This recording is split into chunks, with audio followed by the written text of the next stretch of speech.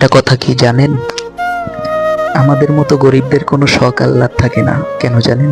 কারণ আমাদের বাবার পকেটে টাকা ভর্তি থাকে না। হ্যাঁ, আমাদের মতো গরিবদের ছেলেদের অনেক শখ থাকে, কিন্তু সেটা কি জানেন? শুধুমাত্র সফল হওয়া। আমাদের মতো মধ্যবিত্ত পরিবারের ছেলেরা চায় কি জানেন? শুধু এতটুকু সফলতা চায়, তাছাড়া কিচ্ছু চায় না। সত্যি কথা যেটা, আমি আমার 15 বছর শেষ হওয়ার পর থেকে ওই পর্যন্ত অনেক চেষ্টা করছি সফল হওয়ার জন্য।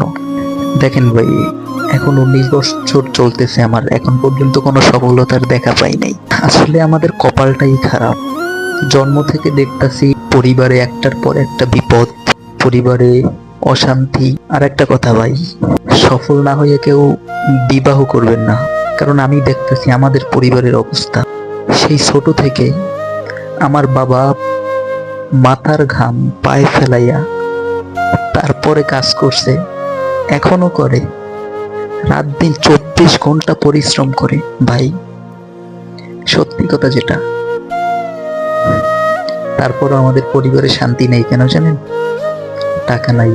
টাকা থাকলে পৃথিবীর সকল শান্তি পাওয়া যায়, টাকা ছাড়া পুরো পৃথিবী ফাঁকা ভাই। অনেক চেষ্টা করছি ভাই, আরো চেষ্টা করব, আপ্রাণ চেষ্টা করব, সারা জীবন চেষ্টা চালিয়ে যাব। তারপরও এতটুকু কি চাই জানেন ভাই?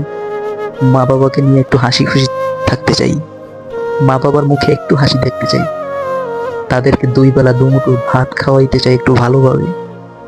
একটা পরিবার, একটা মধ্যবিত্ত পরিবারের সবচেয়ে সুখের জিনিস কি জানেন? একসাথে বসে দুবেলা ভাত খাওয়া। এটা হলো আমাদের মধ্যবিত্ত পরিবারের সবচেয়ে সুখের জীবন। আমরা ভাই, অনেক ছেলেরাই আছে মেয়েদের পিছনে টাইম নষ্ট করে, টাইম ওয়েস্ট করে।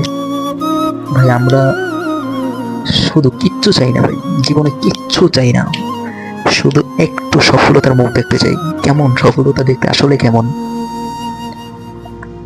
আসলে ভাই, ছোট থেকে কষ্ট করতে করতে বড় হয়েছি, এটাও ভুল কথা। কারণ আমার বাবা যতই গরিব হোক না কেন, ছোট থেকে আমাদেরকে কোনো সময় কষ্ট দিতে দেয়নি, কষ্ট হতে দেয়নি আমাদের।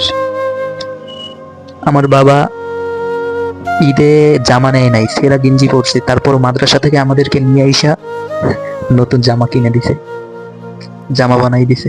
এই যে কষ্টগুলো ভাই, এগুলো তো চোখের সামনে ভাসে, তাই না? তো আপনারা দোয়া করবেন আমার মতো মধ্যবিত্ত পরিবারের ছেলে যারা আছে না, আল্লাহ যেন তাদেরকে একটু সফলতা দান করে, যেন মা বাবার মুখে একটু হাসি ফুটাইতে পারে ভাই। আর কিচ্ছু চায় না তারা, একটু হাসি শুধু। ভালো থাকবেন, সুস্থ থাকবেন, দোয়া করবেন আমার জন্য।